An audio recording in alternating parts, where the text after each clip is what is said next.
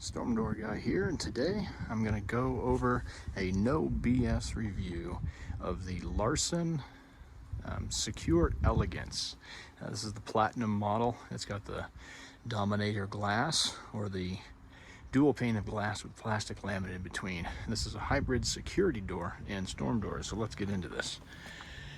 All right, first off, this is an exterior mount door, so the door bolts to the face of the trim. It doesn't wrap around the trim like a regular recessed door.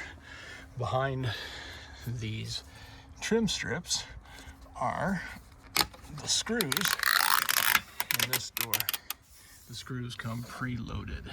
You can kind of see them there.